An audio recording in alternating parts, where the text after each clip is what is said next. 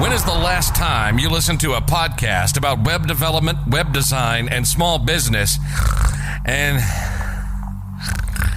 didn't fall asleep? Yes, we cover web development, web design, and small business, but like actual human beings with personalities. If you're a beginner, we're not going to talk over your head. It's more like asking your buddy for help. We have guests, we have fun, and let me tell you, these two can get off on a tangent. Ladies and gentlemen, welcome to HTML All the Things Podcast. This is Matt Lawrence and Mike Curran. That's it, everybody. We are back. This is episode 206. How do you start a new project? So this episode's a bit of a I don't know, a divided episode, a bit of a two-perspective episode maybe. And what we're trying to get at is obviously when you start a new project, you get all your tools together, you start coding it at some point. There's a design process. Typically there's a process, and we'll get into some of that. But what I kind of wanted to hit was almost like a niche idea, I guess, in my head, is that there's a different way that and we'll see if Mike does the same, there's a different way that I approach different types of new projects. Specifically, if it's a completely new project versus an upgrade to an existing project or a replacement for an existing project. So we'll get into what all that means and how we tackle different types of new projects like that. And if this sounds interesting to you, you can go support the show. And you want to support the show, you can go check us out on that Patreon, leave a review rating on your podcast app, join us in our Discord server, or share this with your friends. And diving in right into the first segment here, which is starting a completely new project. So I'm going to give some context before Mike and I discuss this. So when you're starting a new project, and I mean like a brand new project, there's no technical debt and no old data that needs to be migrated. You have the luxury of a completely new plan and a completely blank canvas to start working from. So this luxury comes in the avoidance of the two aforementioned things. No technical debt is the first one. And what does that mean? So technical debt are basically parts of a project that weigh it down. At least this is my definition of it. It weighs it down. And fixing that weight is generally blocked by something, whether it's financial, managerial, or technical. And a basic example of a piece of technical debt would be a performance-intense plugin on a WordPress site that you would like to get rid of, but you can't due to a specific issue. Like, for example, the site inexplicably crashes when it's disabled, so you're stuck keeping it. And you might say, well, put in the work and fix it, but maybe there's no budget for that, or maybe there's no time for that, etc., etc. Another example of technical debt would be keeping old databases or CMS around because so much data already exists in them. This costs you the ability to implement new features that would normally help with new UX and new performance, etc.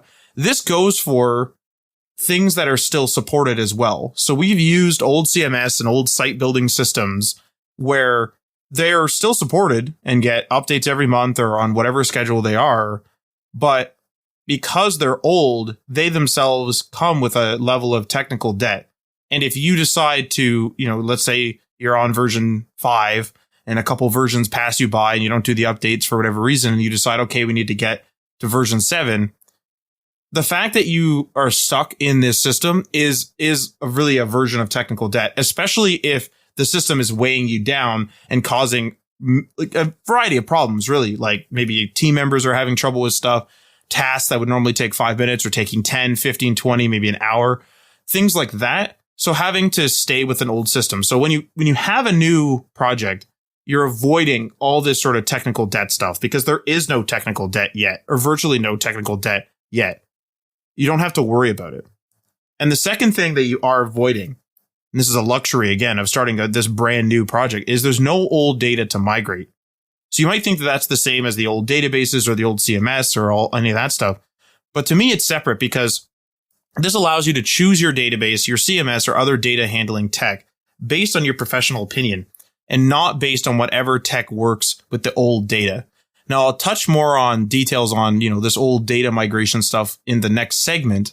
But just to kind of clarify the difference between the technical debt version of this and this, to me, when you have to actually physically migrate data over, there's a lot of different considerations. So you have to, are we keeping this CMS? Can I convert the data to something else? this, that, and the other thing. And whether it's a bit of subconscious or whether it's actually a conscious decision, it's going to steer your decision. Because let's say you wanted to use like a brand new database technology, and currently you're using this really old one and it has to be replaced. You can't use the old one. It's no longer supported. But converting it to this brand new type of database is really cumbersome. You may choose a database tech that's a little old, but still supported. So it's steering your decision on that migration. So you're avoiding this as well when you have a brand new project, which is great. But with this, there's some weird little caveats and weird little things that I've observed myself doing, having just started a brand new project. And I've devised these things, or divided all these sort of thoughts I've had into a few questions that Mike and I'll discuss now. So first question here, do you explore as many new technologies as possible since you have the freedom to do so? Or do you use whatever is compatible and familiar? It's a really good question. And honestly, like I've been through both stages where I've gone through and tried a bunch of different technologies, and I've been to the stage where I'm like, you know what? I'm comfortable with Vue, I'm comfortable with Svelte or something like that, and I'm just going to stick with that. Plus all the other technological decisions you have to make. Obviously, it's not just front-end framework when you're doing like a niche project or something. But I hate doing this because I do it every time, but like it always depends on what you're building. If you're building a project that is going to be maintained by many, many different people down, multiple years, right? It's not just you. It's a completely different decision-making process and a completely different route than if you're building a side project. If I'm building a side project, I'm looking at all the coolest technologies like that are available, right? I'm looking at the most advanced stuff that just came out even like, a year ago or something like that. And I'm going to try it. And I'm going to maybe even do some prototyping with it and stuff like that to make sure it can fill all my needs. So I'm going to spend some time in this section if it's something that I'm working on for myself that I'm not planning on passing off to anyone in the near future, right? If it's a project for a company, like a corporate decision, completely different. I'll choose the most stable technology that is available and the technology that fits the requirements of the project. The one that you can find the most developers for in a reasonable time frame. The one that can be redundant, the ones that can scale, stuff like that. Like my considerations start to go completely in a different way. And that's where, the familiarity is number one out of everything. So as long as I'm familiar or something, that's the most important thing. Then it goes down to like, who can I bring on? Do I know any developers that can work with this technology? Then it goes down to performance. And obviously in those steps, maybe like close to number one actually would be also requirements filling. Like the technology that I'm picking has to fill the requirements of the project. But that's it. That's about it for me. Like, I think those are the kind of trade-offs that I make depending on the project type. So this point is actually something that I struggle with. And the reason why that is because I always struggle between, and it kind of sounds like you have this with your personal versus, say, a corporate or a client project, is I struggle with the doing something, so implementing a feature just because I can versus does the project actually need it? Because I feel like I have the freedom without the technical debt, without anything to migrate, without a sort of pre-existing template or pre-existing thing that I'm replacing. I have this freedom where, oh man, we could do this, that, and the other thing. And I feel like that's actually detrimental to the productivity of the project. Now, you could argue that this is the time to do it, kind of figure all that stuff out, get stuff done. But I feel like it's almost a way, this is kind of one of the ways that technical debt gets introduced, because somebody thought it'd be great to have some sort of calculator on their website and they use some sort of WordPress plugin, but no one's really going to use that. But they did it just because they wanted to see this plugin in action. And then down the road, it might be the plugin that causes the site to have problems. And there's a little bit of technical debt type of thing. So this is kind of where I struggle. And what I've been doing and what I've just recently done as I've just started a new project is I've used technologies that I've researched quite a bit. And I have, from my initial research, cut out things that I thought were superfluous. I don't need this, I don't need that, etc. and I've just gotten rid of them. And then I've decided, okay, I want to aim what I'm learning and these new tools I'm using towards the potential usage in the future. So Mike and I are running an agency, and or we're running an agency and having projects just for ourselves. So I'm at that point where, okay, I want technology that isn't just cool because I like it. Because like I really like the Stargate show. I'm not going to go and install like a Stargate WordPress plugin if that even exists, just to have it in there. But what I'm doing is I'm choosing technologies that I would enjoy using, that I think would make my job easier, or that I think are cool, but that complement the project and complement potentially future projects. So I'm investing effectively time in this project, whatever I'm working on, but then I'm gaining skills through this practice and through these new technologies that I'm learning, and some old as well, depending on whatever fits the project the best, old and new. And then I'm coming together and I'm basically building this project out with the idea that this, let's say, tech stack or whatever set of tools that I've chosen could be used down the road on a client project, maybe another project Mike and I want to put together. It's not just really specifically for this project. And parts that are really specific for this project, I try to keep to a minimum, because I know that I'm going to learn how to use whatever tool it is, implement it on this project, and then probably never use it again. And it's sort of a waste of skill learning time. So that's kind of where I'm at. And to comment on the old technologies that I mentioned, by old technologies, I don't mean, that came from the past, because this is a blank slate, effectively, a blank canvas, brand new project. What I mean by that is old stuff. So stuff that I've used in the past, like I'm familiar with this host. So like I'll just use this host to get this project kind of going.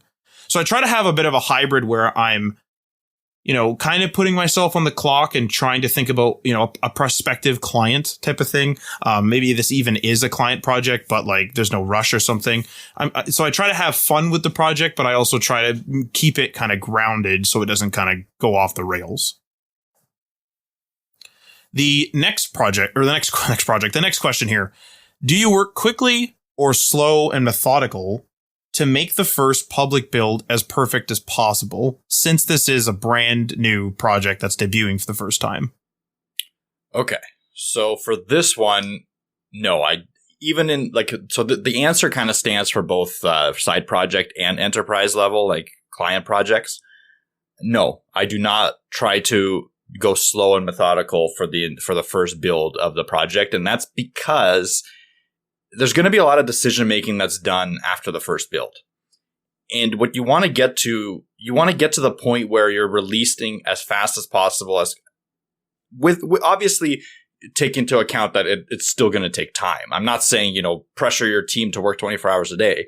I'm saying in a reasonable setting, try to come up with a set of requirements and a set of features that are going to take you, instead of 6 months, only 3 months to build. Let's just say that, right? To get something out the door. And I do this because the decision making that we do in those first 3 months, some of that is almost guaranteed to be wrong.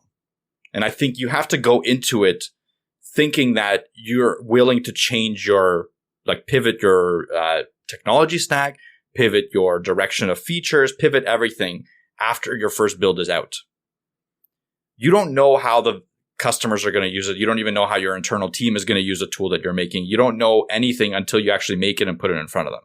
That's just the reality of building applications and building websites.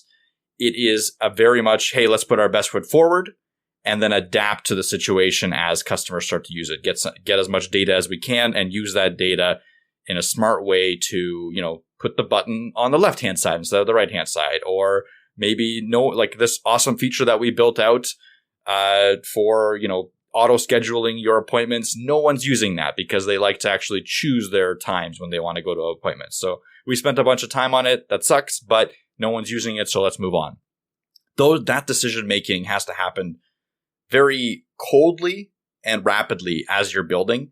And if you're going to be going slow and methodical at the beginning of a project, you're going to get to the point where you're going to be kind of like in this sunk cost fallacy where you're like, hey, I've spent a year building out this auto appointment feature. No one's using it, but let's just keep developing it because we've sunk so much time into it. Whereas if you've only sunk 3 months into it, and obviously these timescales can change depending on the size of the project. I'm just giving an example. But if you sunk only 3 months into it, it's going to be a little bit easier for you to move on. So it's a mental thing, and it's also a actual functional, like, money time thing as well. So I'm on the fence, and I kind of do a little of both. Although I'm probably leaning more toward Mike these days due to most of the points that he mentioned. One thing so I'll just say what I'm doing. So I'm building out for my other podcast. I'm building out a website that my friends and I are going to be maintaining. But I'm using that project as a way for me to learn Elementor. So we have some other projects that are coming up that are probably going to be using Elementor. And so I need to use that, which is a page builder, site builder, whatever you want to call it, that is associated with WordPress. It's a WordPress plugin, if you don't know. But, because it's a full on, piece of software, it's, has a lot of features, a lot of tools. I have to learn what's going on. And so I've been going slow and methodical on it, but not like I'm just sitting there, like, kind of screwing around. It's like I build something out in it, and then I'm kind of like, oh, like, this is kind of messy. So I delete it and I like do it again. This is kind of messy, and it's getting better. Like, it's because it's iterative, right? I'm learning more how to use the thing. And so I'm getting more efficient. But what I'm finding is I'm showing very, very little real progress. And so if I had just quickly ripped through it, it would probably be a mess in the back end, but it would be fixable. With that being said, would I ever go back and fix it? I don't know. And then am I going to be developing bad habits? I also don't know. And I don't want to start introducing technical debt in a way where, start implementing a bunch of custom features, like maybe a bunch of custom CSS and stuff in areas where Elementor could handle it. And then I start having conflicts with updates of Elementor, which causes, once again, technical debt and all these other problems. So this is kind of where I'm on the fence on. I think it almost might be an IT thing where when I used to be in IT and I do IT for my family members, so I kind of still am. You troubleshoot issues, and those issues, stem from a variety of things, updates, this and that and the other thing. But what you see a lot is stuff that was preventable. And so what I'm trying to do with a new project, maybe incorrectly though, or unrealistically, is I'm trying to prevent problems or make things more easily troubleshot in the future when issues arise. But there's probably, and like there will always be random problems with just stuff. And so this is kind of where like I differ, I guess. Like I'm taking a long time on a project, and not like a ridiculous amount of time. I'm not taking like a month to make a nav bar or anything. Like, it's a couple days or a day or something. But instead of a couple of hours, and it's sort of like, is that acceptable? Maybe, because now I've learned a bit of how Elementor works. So now when I go back in there, each and every time I'm getting better and better and better. And then the final project will be hopefully super polished. But does that really matter to the public? And this is kind of where I get torn. So what ends up usually happening, specifically if there's a deadline involved, is I work slow methodical for a while. And then I realize the deadline's coming up, and then I just bang it out. So I don't know if that's good or bad. I don't know whether, rushing through something, and then even if it's just a no code tool or a page builder or whatever, whether it's a good idea to rush through something and then come back and refactor it. Because to me, I always think, you're leaving a mess. So you're kind of like, you're building this project and you're leaving all this mess behind you in a wake of just chaos as you're building. But then when you get to the finished product and you're like, okay, I'm going to go back and refactor. Let's say you left 100 dirt piles in your wake. And you think as you go through to refactor, you're going to be cleaning up all these dirt piles, but you're probably going to miss 10 of them. And that's kind of where I always worry. And maybe like incorrectly. What is your opinion on that, Mike? Like, is that crazy? Like, I don't know. Like, should I be learning, especially in this Elementor case, I suppose, should I be doing slow, methodical, keep refactoring, get to a comfort point, not fully comfortable, but like a comfort point and then bang it out? Or is that counterintuitive? Like, what do you think? I don't know. I think everyone's different in this case. But like a balanced approach isn't a bad thing. I think like, getting a little bit of polish as you go along the way, even in a rapid development cycle is not a bad thing. And I like to finish tasks now, even if it takes me an extra day. You know what I mean? I don't try to finish tasks to the point where everything's perfect. I want to say that because my mindset is if I'm doing something for the first time, it's going to be shit no matter what. Right? It might not be like really bad for the customer. I want to say it. I want to be that clear. In my, like, you know, for me, 5 years from now, it's going to be bad. So I want to get it out of the way as quickly as possible and as structurally as possible. Like I want it to be good in the sense that I'm doing my best in the given time frame, but I don't want to invest a ton of time into trying to polish something that I just don't know enough about to polish. I think the advantage of going quicker is once you start, you know, building page upon page upon page, every page that you build is going to be slightly better, no matter what. Like that's just how it is. Right. Iterative, like learning effectively. Exactly. So you build, so the first page, like you build it, it might take you some time. The second page, you build it, it might take you a little bit less time, and you keep going. You might figure out something on the sixth page that you know would have accelerated you 10 times faster on the first page. But the point is that on the sixth page, you're already 6 pages in. You could have spent that time polishing the first page, right? And learn that process. But now you only have 1 page done. Whereas now you got that, you're on the 6th page, you understand that process. Like if you need to go back and do a little bit of refactor, you can, but you don't have to because your first page is okay, right? You can just continue and working on the 7th page and 8th page and then finish the project. So that's where my mindset is. Like I don't like to, when I do my first initial layouts and I do my first wireframing and stuff like that, I'm always thinking that like, hey, this is going to be a first pass. It might be a good first pass. That's happened before where I do a first pass and it's fine. It's not perfect or any way, but I don't aim for perfect almost ever. So it might just be there. But if it's not perfect, I can go back and refactor it if I need to. You're right in the sense that you're probably not going to a lot of the time. So you're going to have 100 dirt piles in there. But if it is a project that's working out, like let's say the website that you're designing is all of a sudden, number 1 on Google and stuff like that, that incentive for you to go back and refactor is going to be really high. Because every refactor that you make, if you have the right data, you can be like, oh, look, I've made this change. I made this a little bit faster. I've learned a little bit more. And look at how it's impacting, conversion rates or whatever you want to say. If it's a project that doesn't take off, then you're not going to refactor it. Like that's just the reality of it. You're not going to go back and refactor. So that's where I'm at with it. Again, I think it is different person to person, right? So like the level of polish you want to get to, but I wouldn't get too stuck on becoming good. Like you're just learning Elementor. Even if you stay on 1 page for, 3 days and you do that for the entire project, you're still not going to be an amazing Elementor developer after you finish this project. Whereas if you finish the project in 3 days, and I'm just making these timeframes up. Obviously, these aren't real timeframes. If you finish the project in 3 days, and it's not the greatest thing in the world, you finished a project, you've gotten a good base, and now your next project is going to be better. And you have a finished project, obviously. So that's my mindset. Again, take that with a grain of salt as you may, but yeah. Yeah, it's almost like the way I almost thought of it was some people are going to be really polishing everything they do because and like having to put effort into that polish. Because it's almost like either they really like things that are super polished, but it's almost like an artistic perspective where they want this to just be just so, if you will. But then if you keep doing projects, like you're 100% correct, you keep doing projects, like our third or might have been our fourth Webflow project is like completely portfolioable. Like I show it off to clients. I've gotten like prospective clients in meetings. I've gotten lots of like compliments.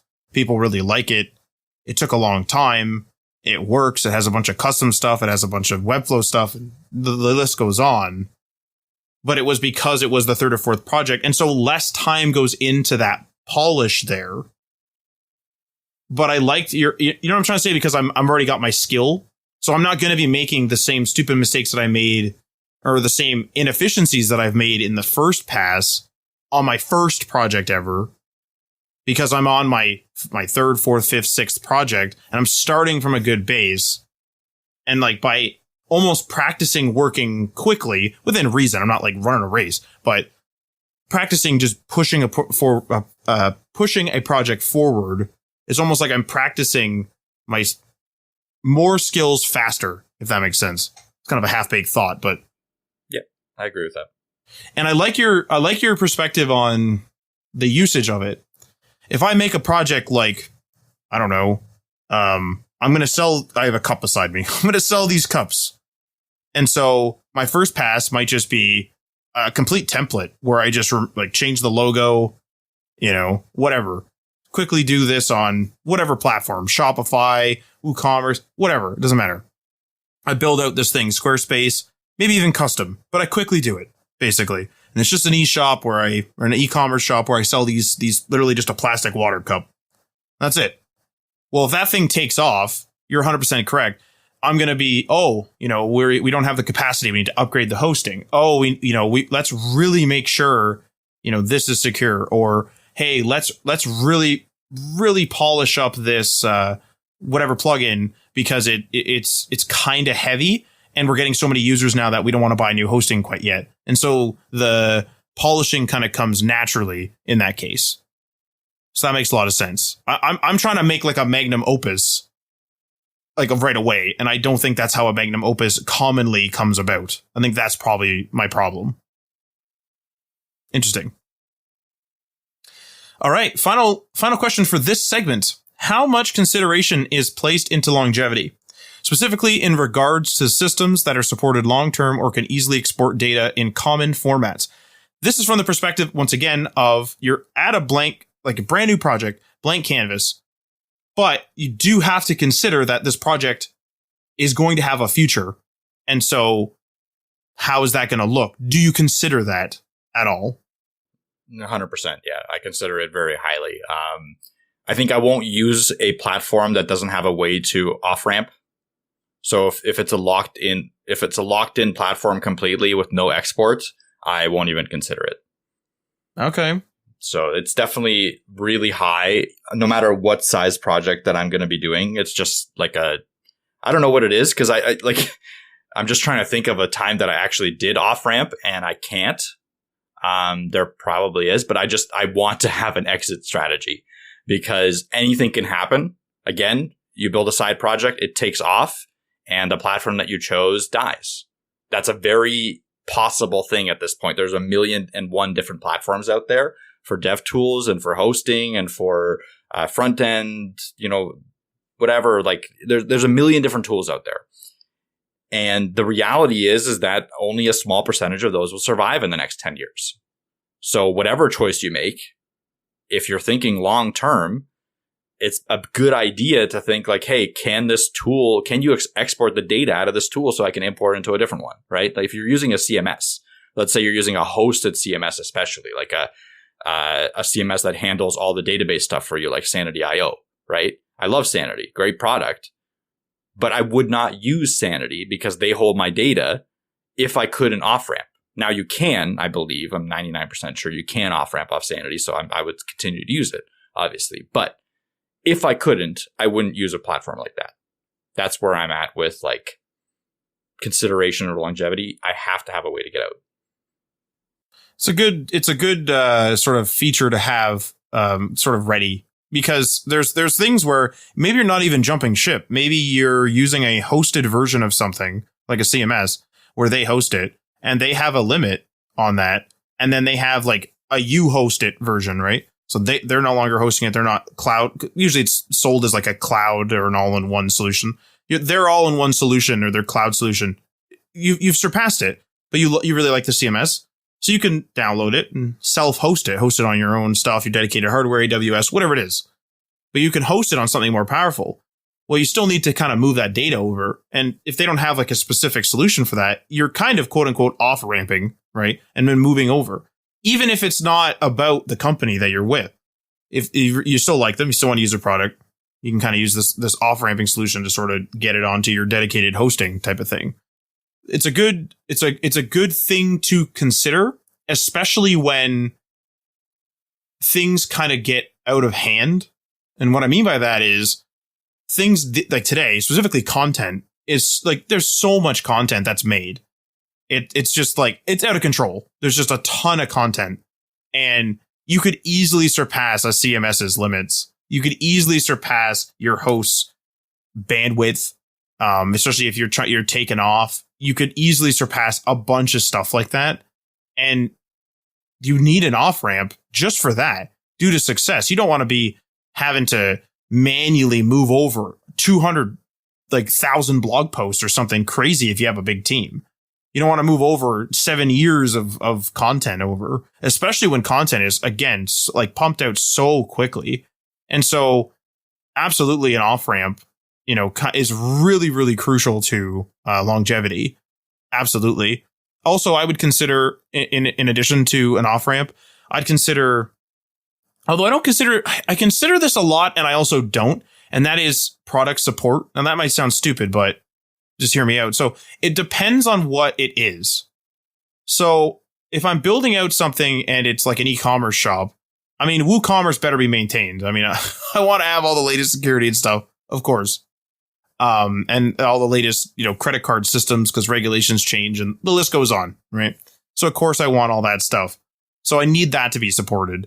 But something that is sort of less that you might build yourself that you yourself wouldn't support. An example would be if you made just like a really quick little slider or made a quick little light box for an image.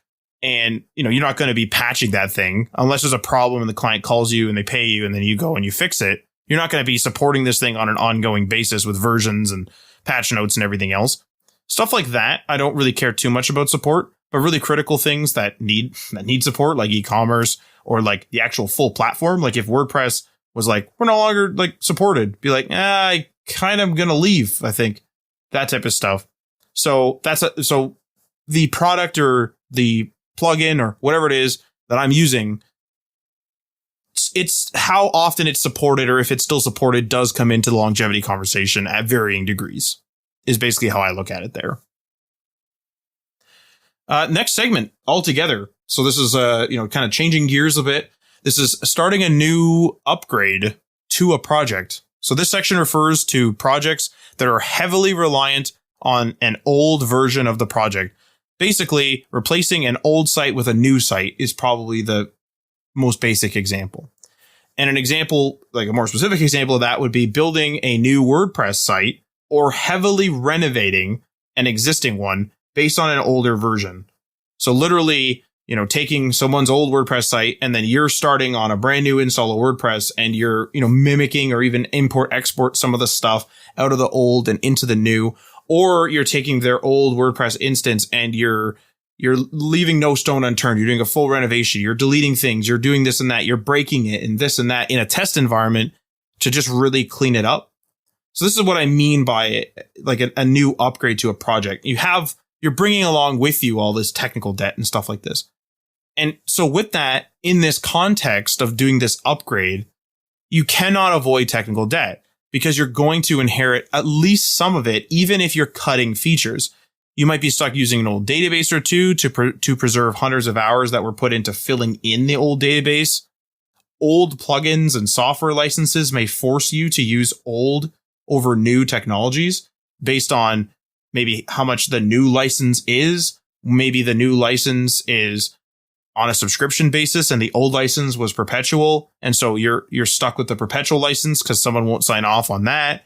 Or maybe you're stuck on an older version of something due to grandfathered in pricing and the company or whoever client does not want to purchase anything else. So there's a couple of financial decisions that can affect your technical debt. And then obviously those things, because they're older, will more than likely have some technical problems. So there's more technical debt. You also cannot avoid old data to migrate. So a good portion of your time will be finding systems that work with your old data, whether it be a fully compatible system or maybe a way to convert and update it or a way to like get it into a state in which you can move it into your new CMS or new whatever.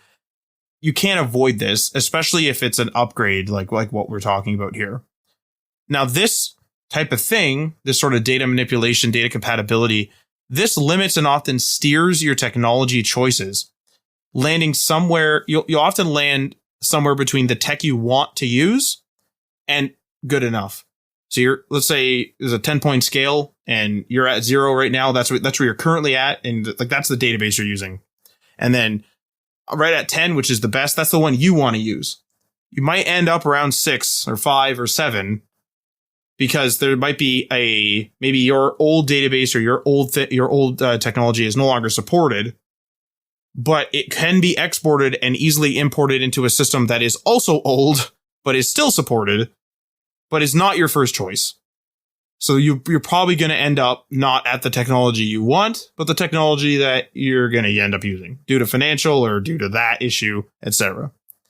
So with all that laid out, some questions once again. Can a bad enough old project make you turn away a job for a new project if the old project needs to be largely respected? Mike, what do you think? I mean, I'm kind of going through something like this at my current job. And I'm going to say yes, definitely there are probably a lot of situations that would cause this, but I'll give an example on what I would reject. If I'm being brought onto a project where I need to upgrade the systems from something pretty old, let's say Joomla, because I don't like Joomla, and I don't think a lot of our users like Joomla, so I'll kind of shit on it a little bit. Let's say I need to upgrade something from Joomla to, I don't know, Shopify or something. I don't know. Anyway, if the situation is that I have to respect a lot of the current Joomla systems, or even if I have to dive into them deeply, and there isn't an expert on hand that knows those systems, because maybe they left to go to a different company or the contracting firm is done or whatever, like that situation is actually pretty common. Those are the kinds of jobs that I would be very hesitant on taking, because the discovery time and the ramp up time just to learn Joomla, because you got to learn it to a pretty high degree to be able to deconstruct and replace it, and while respecting some of the systems, right? Like there's a lot to a platform, especially if something was built over a 10-year period, right? Let's say that was the case. Imagine all the promo codes that could have gone into it with an e-commerce site, the bundles that could have been put together, the special situations of like return status and stuff like that. Like there's a million different things that could be in there that the initial requirement gathering wouldn't get. Like the management or the sales or the marketing team that you're talking to don't know all the situations that the development team would have covered. So it's your job to go in and not only do the initial requirements gathering, but the discovery process of everything that they missed. Because they might have, the marketing team might not know about the promo that was put in 5 years ago, that every Saturday there's a special or something like that random people can get. They may forget about it, whatever, but that's in the system. So it's an automated system. So you have to go in and learn how all those systems are put in place. So if it's a system that I don't know Joomla, and I have to go in and learn Joomla from scratch while respecting it and while migrating it and maybe maintaining it, because that's a very common process too, is like they bring in another firm to do the migration. But during that migration, there's like promos that come out. There's different, there's fixes that need to happen. And now it's on your shoulders as well, like maintaining this old system while migrating it. It could be a whole disaster, right? Like start to finish. Those are the kinds of jobs that I would probably hesitate to take, right? Because it's a little bit out of your wheelhouse. You're pushing yourself a little bit too far and you're stretching yourself too thin. And they're probably going to want a pretty strict time frame as well, because usually migrations, having said that, there are migrations that take years. Like there's literally sometimes if it's a massive monolithic system that needs to be migrated, they budget years to that. But again, would you really want to work with that system for a couple of years to get it done? Those are all the kind of questions that I would be asking myself. Even if the money was really good at that point, like let's say that they did meet your monetary requirements, right? They're okay with your invoice. Again, it could take years for you to do this. You'd have to be maintaining a Joomla system potentially for years, something that you hate. I like how much like you've brought up Joomla and like problems in the same question. Well, because I'm trying to think of a situation where I would turn it away, and this is the exact, I'm literally pitching the situation that I would be like, nah, I'm not doing that. No matter how much you pay me, I'm not going to do that. But for the most part, I would say that's still very. If it's a system that I know of or I've dealt with and I don't mind, and there's a lot of good documentation, and you're just doing the migration while respecting it, usually it's okay. Like you can put a plan in place if they accept your plan, your time frame, and your invoice. like stuff will go wrong, right? Like that's something that you have to say up front. Like you're not, listen, especially a team coming in to do a migration, something will go wrong. But your expectation, you have to set those expectations early and be like, listen, stuff will go wrong, but we're going to do our best to fix it as soon as possible. But this is part of the migration process, right? If someone's pitching a migration process that's going to go off without a hitch, they're selling you fairy dust. Like it's just not going to happen. Like it's not going to happen unless you're some sort of, you know what? It's not going to happen. If you're migrating a massive system from one thing to another, for it to go to plan is almost impossible. And you can at me that, you can come at me on Twitter that, hey, I've done this, whatever. It's happened before, but I'm calling bullshit on it. I'm sure something went wrong. I'm sure like something didn't go according to plan. You had to cut some feature to make it work or something like that. Like it's not possible. So as long as you set those expectations, again, you just work through the problem. You just set those expectations. You set your tasks and you go forward. So it's not a big deal. Most situations I would not reject. I do thoroughly enjoy that you brought up Joomla when talking about whether or not you'd bring up a project. I mean, like there are some people out there that love Joomla, and sure. I just checked and Joomla got a version like not that long ago, so it's still absolutely supported and everything. I'm gonna have some angry Joomla devs in my DMs. That's okay. Well, I mean, full disclosure, I fucking don't know how to use it, and I've tried. Like just to be honest with you, I've tried. Now, to be fair, this was at the beginning when Mike and I were like. I remember you were like here and like you were sitting and we're like, we went on the TV and we're like, all right, let's like choose a system. So, cause we're brand new starting an agency. We're like, let's have some sort of standard system to design our sites. And we came up with, the one person wanted us to maintain a Dreamweaver site, which we did. It was a disaster. So we're like, oh, maybe Dreamweaver is okay. Again, brand new years ago, maybe Dreamweaver is all right. When it's, not, grandfathered in with like 600 templates and, this and that and the other thing. And so we looked at it and we're like, no, maybe not. And then I had used Joomla in the past, on some school project, or at least I was in school during the time. And I was like, hey, like, I know about this thing called Joomla. Let's check it out. And I remember, Mike, like you were trying to get like I want to say you were trying to get something really basic, like a title or something to change on a page. Yep. And you were 40 minutes and you're like, okay, I'm done. And that was, that. So, and I want to be clear, that's the only experience I've ever had with Joomla. And it's the only experience I will ever have with Joomla.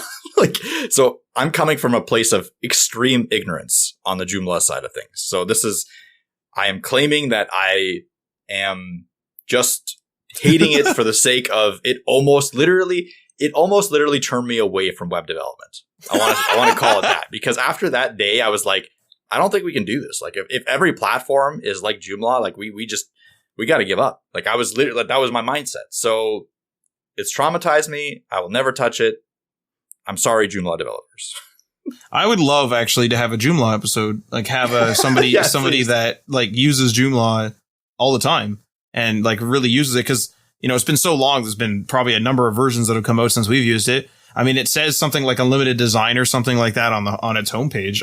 Or even a Joomla dev would be awesome. Like someone that works on Joomla would be awesome, because like I used to hear about Joomla quite a bit. Yeah, it says unlimited design here. Search engine friendly, mobile friendly, unlimited design, multilingual, flexible and fully extensible, and multi-user permission levels. Like maybe this thing is awesome. Like, I don't know.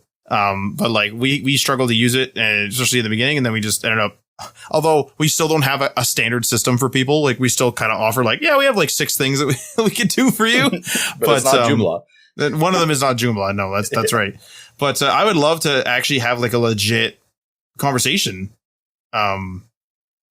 with somebody that uses it. According to this, I guess it says case study Michael Phelps. So I assume his site is built on Joomla. So maybe it's awesome. Like maybe we're fools. I don't know.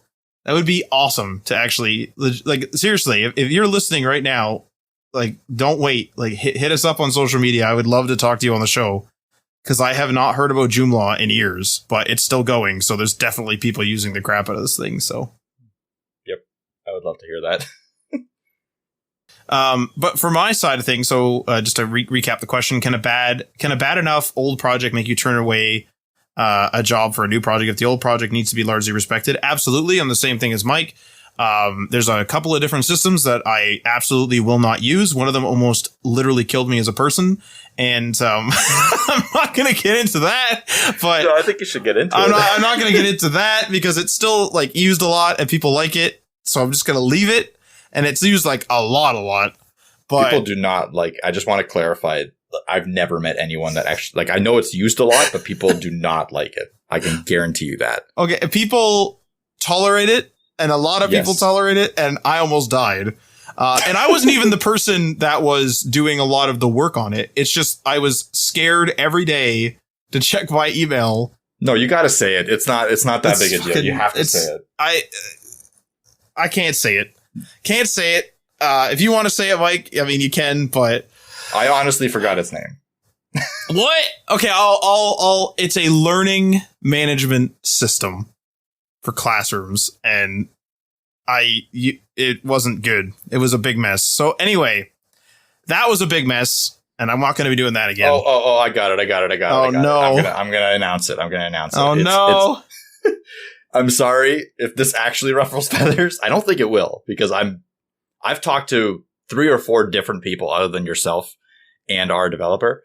Moodle. The Moodle open source learning platform it's not good. Like, I'll just say it. And anyone that's used it in their universities, so like a lot of people that have gone to US universities or Canadian universities, they use Moodle because it's an open source free system.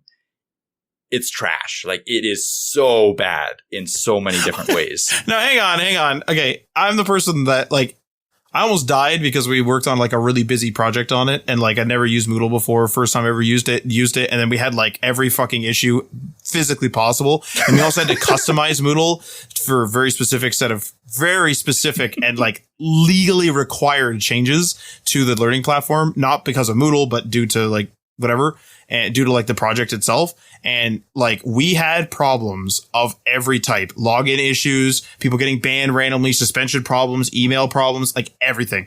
Now, the thing is again, we did customize it. I want to be clear. We did customize the Moodle instance. So whether that made it unstable and whatever, I don't know, but holy crap. We've experienced everything from migrations with it to like migrations to import export data, to have it crashing on certain things, to have like chaos. We've had cache problems where the cache wasn't cleared, and then it like wouldn't load a certain settings page. And like, I had no idea what the hell was going on because I was trying to like organizationally solve something. And every single time I went in there, something went wrong and it was a disaster. So I want to be clear that this was a customized version of Moodle that we were using, that we made. So I don't know if that was the problem. I know that Moodle does have a lot of good features. Like, it has a lot there. I'm not going to use Moodle again.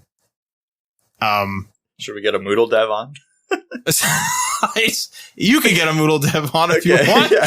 I don't need to talk about it anymore. I mean, to be fair, like the same thing would have happened if I was working on like a really bad like WordPress instance, and we had all the, we need to migrate now. Now we need to do this, and do that. And we had so many things where we had to customize WordPress, and then like customize literally like the core of WordPress. And then we had to like, if it got to that point with WordPress, I'd be writing off WordPress the exact same way. I want to be clear. So if you use Moodle and you like it, I understand.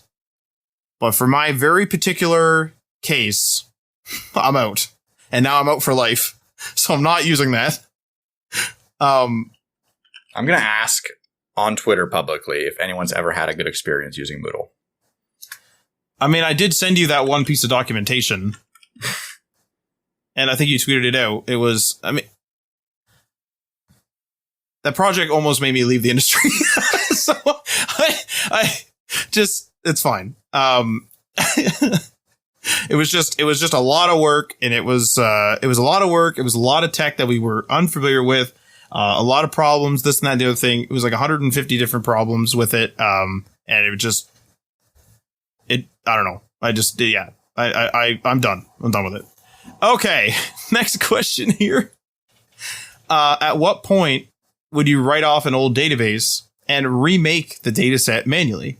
So something like you can't export from a CMS, or you can, but it exports it horribly, or it exports it in a really weird format. and you can't import that into anything new, and you can't get that exported file to convert to anything that would be like a CSV or something that would work on a more modern platform.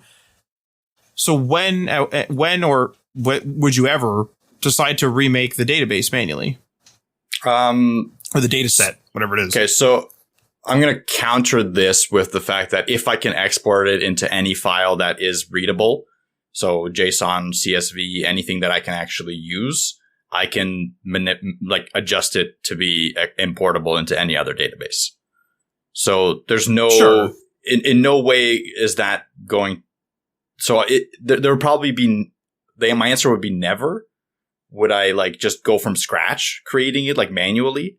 The only time, again, like you said, some systems don't allow you to export, so you're kind of boned there. What I would do in that situation, and might be janky, and I don't even know if it's possible on those systems, is I would try to write a web crawler that would go through and literally rip that information out from the site manually, right?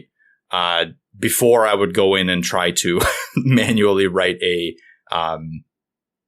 create a database from scratch. The other situation that this could happen in is if the export of data is proprietary. So if it's an encrypted proprietary export that's designed to only be imported into its own systems, that happens as well, especially with secure data.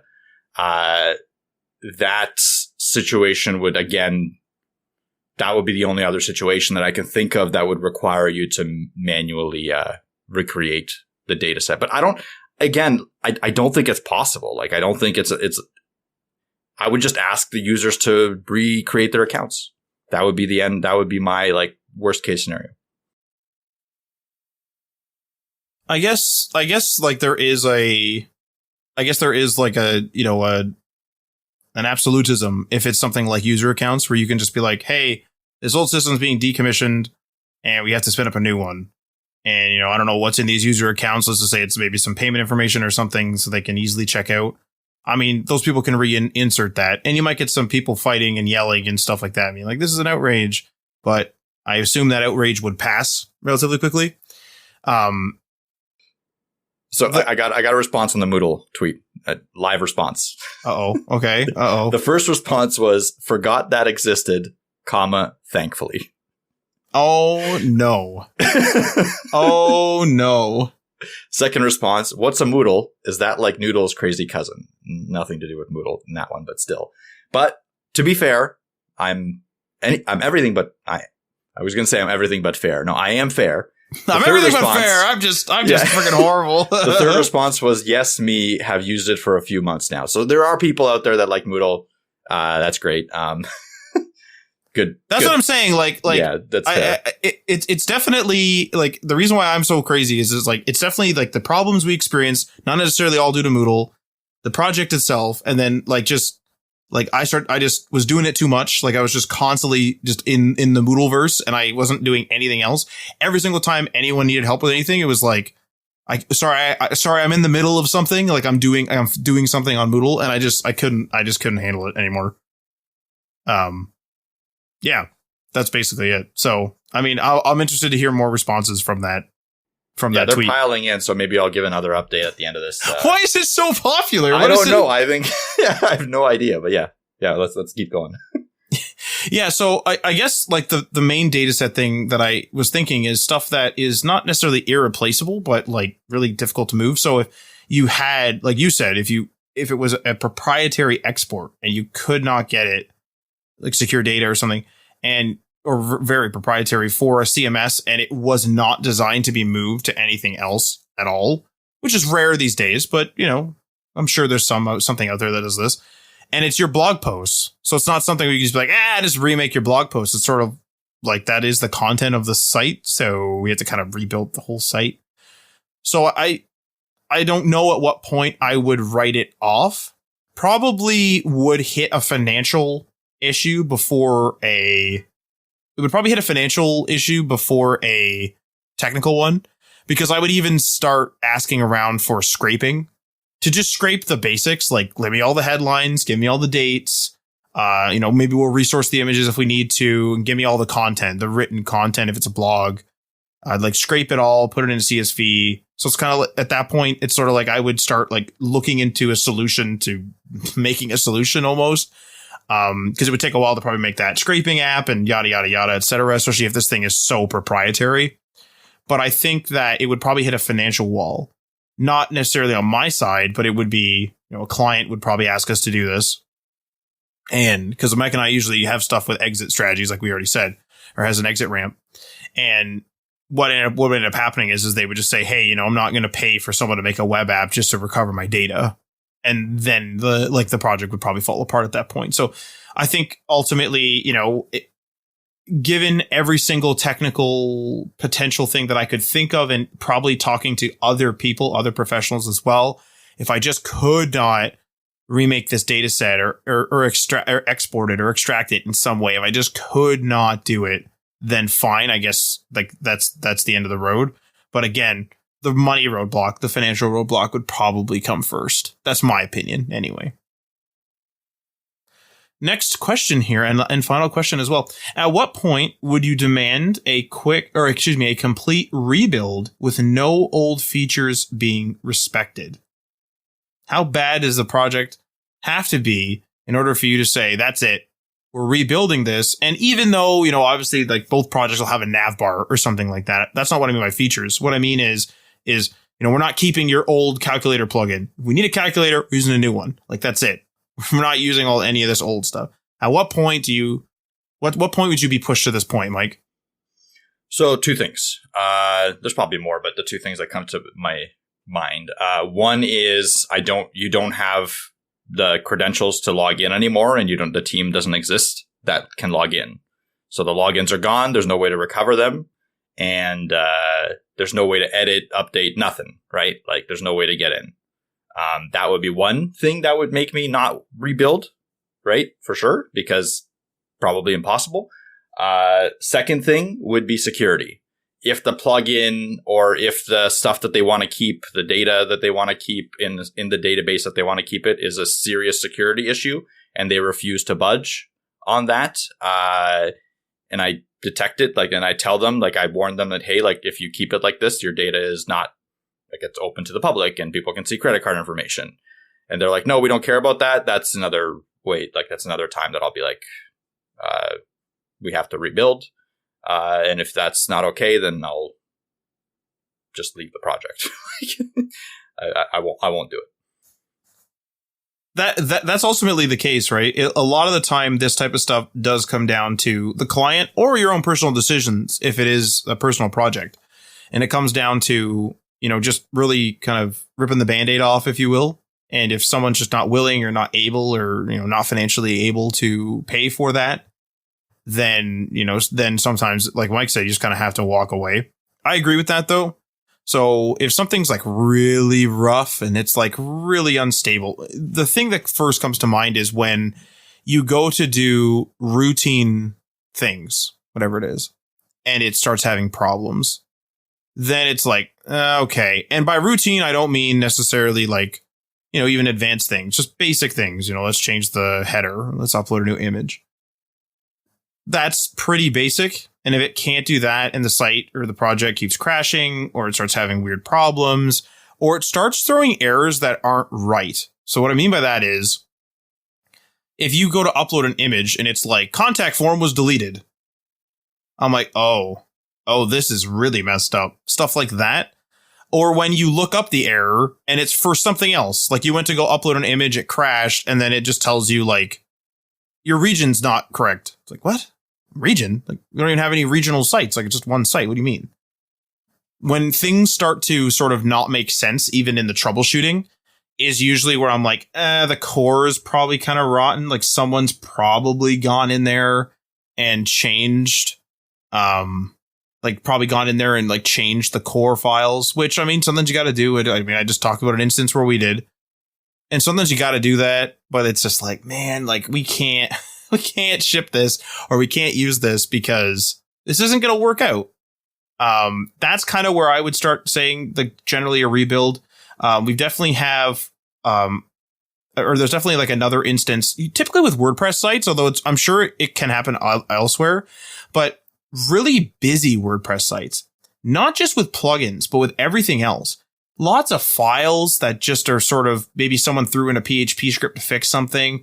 Lots of things that are out of place. So people have custom CMS in one place in the additional CMS, like vanilla WordPress area where you put it. But then they also downloaded like a custom CMS plugin and they have some of it in there. And then maybe they have a second custom CMS plugin, or they have like a PHP script that does something really basic that WordPress can already do, or you can download just a quick plugin to do. So when it's just really busy, like a really big HT access, especially if a lot of it's commented out, stuff like that, it's just like, this is a can of worms. And depending on the size of the project, of course, is it worth that renovation where I go in there and it's like, okay, today we're going to correct the HT access. Okay, today we're going to correct the PHPs, or today we're going to delete old stuff. Like we've been given WordPress, like files, like, you know, someone will give us like the files, like here's my site. Like, can you please host it? And it has like the old backup in there too.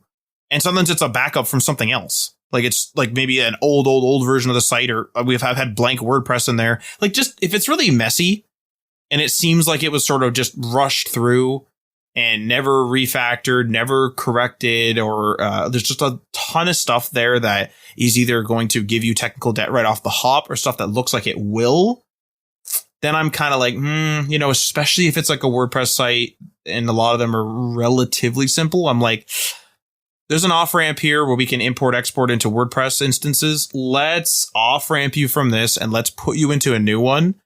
And let's not respect any of the old plugins or anything. If we want them, great. You know, I'm not going to write them off, but I'm not willing to deal with just a ton of technical debt, an absolute ton of technical debt, and a bunch of stuff that's just a mess.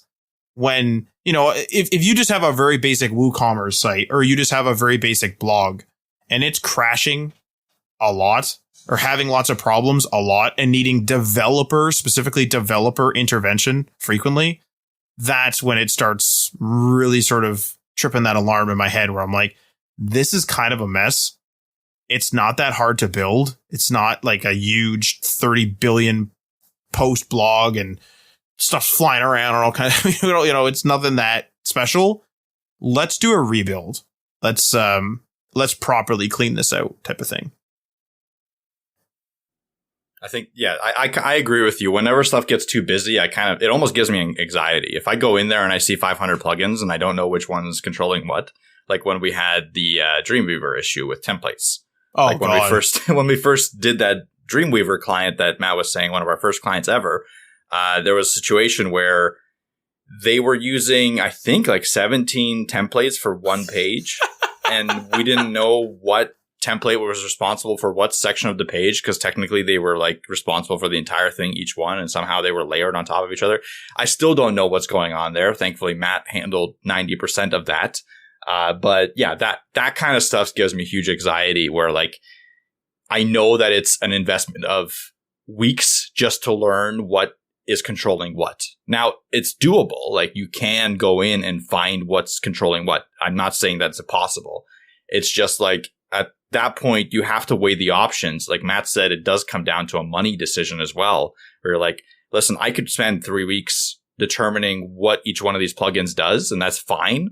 We can do that, but this is how much it's going to cost. And then, or we can just take that money and put it into starting from scratch and bringing in the plugins that we actually need as we need them.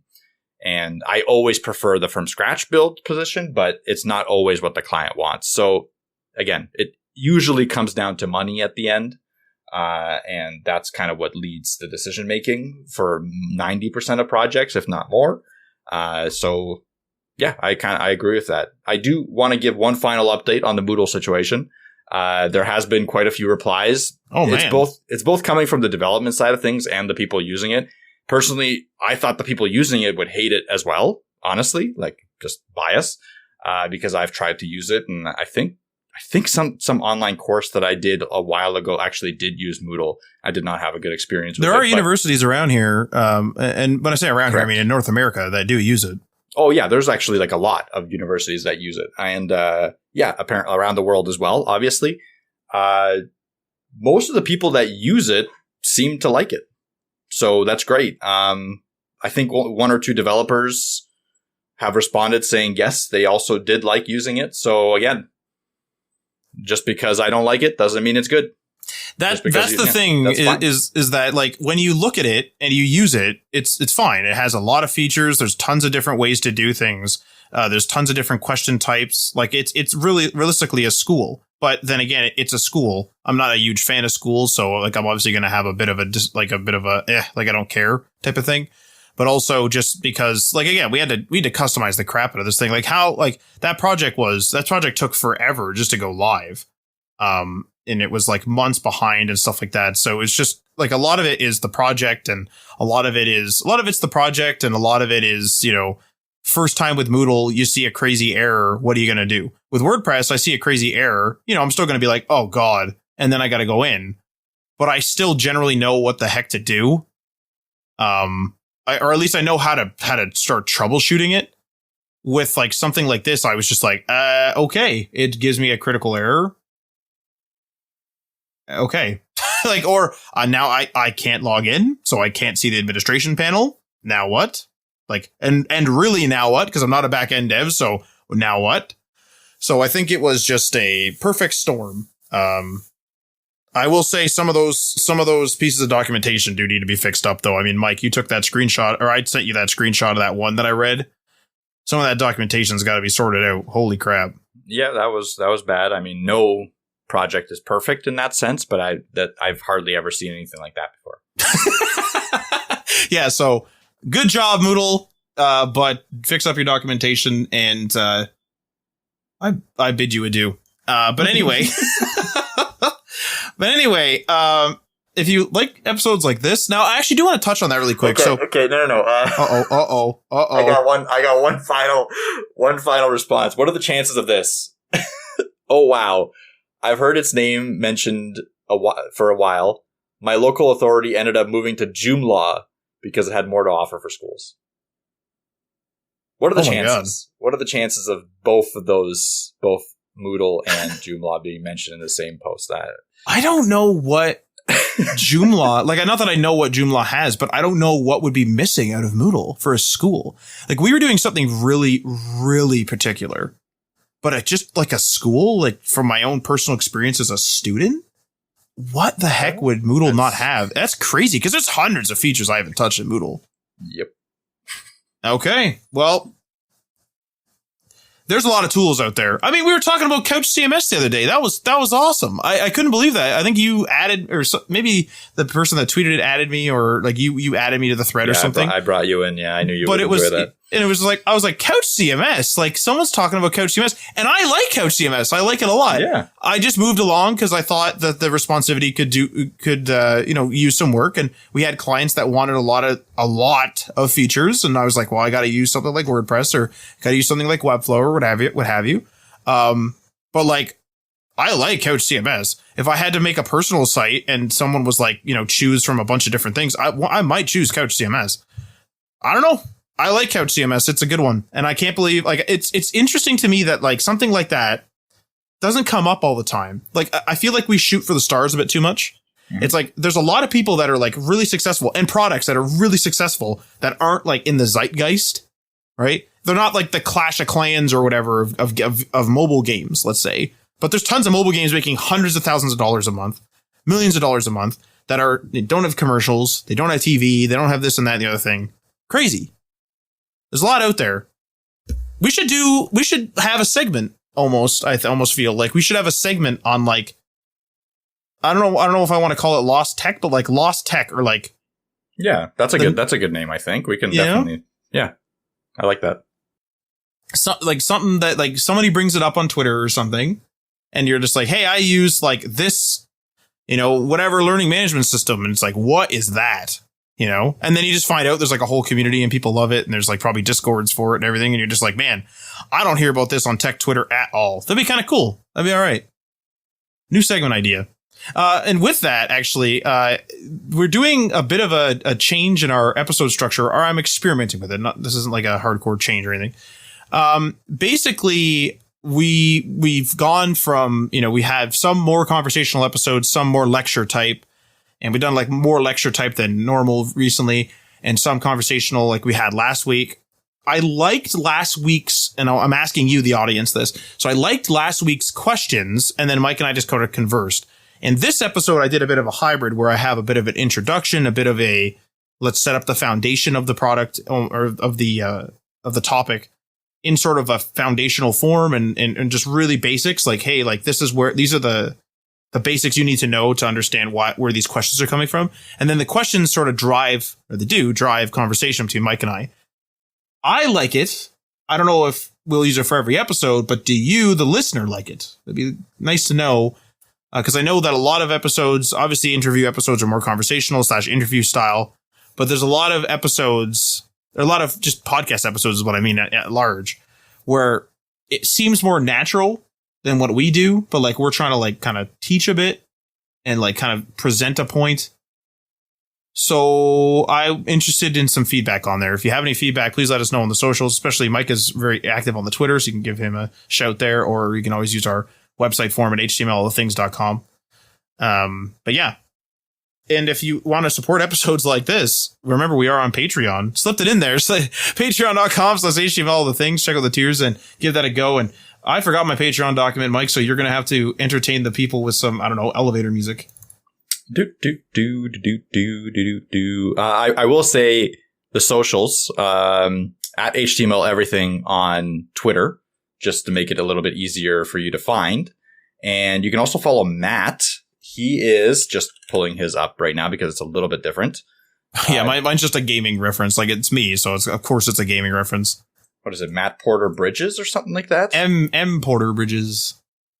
Just the first initial of Matt because ran out of space. M Porter Bridges, gaming reference, but that is Matt Lawrence. And if you just look up Matt Lawrence on Twitter, you should be able to find M Porter Bridges. That's how I do it usually. Cool. Wait, what? You looking me up? What's going on here? Google searching? Well, if I need to like tag you or whatever. Oh, okay. Yeah, fair enough. Okay. I do have my document up now. Always forget this document. I made this damn procedure of having two separate documents, and I forget to do my own procedure every time. Horrible. Anyway, many thanks to our $3 tier patrons, which I now actually have the list in front of me. Ryan Gatchell from Blue Black Digital on blueblackdigital.com. Kristen Selfmade Web Designer on selfmadewebdesigner.com. Tim from the Web Hacker on thewebhacker.com. DL Ford from dlford.io. Bib Hashdash from 9block Media on 9blockmedia.com. Jason from Geek Life Radio via geekliferadio.com. Michael Curie from MC Web Studio via mcwebstudio.ca. Magnus from YesWeb via yesweb.se. And Jeff from Twitter via @thejeffmcHale. Feel free to leave a comment or a review on the platform that you are listening to this on. And this outro will sign us off. You've been listening to HTML All the Things Podcast. Web development, web design, and small business. We hope you've gotten some useful and practical information from this show. And we hope you appreciate that we talk to you like human beings. And we hope you had some fun. We'll be back soon. But in the meantime, hit us up on social media on Facebook, Instagram, and Patreon at HTML All the Things. And on Twitter at HTML Everything. Until next time, this is HTML All the Things, signing off.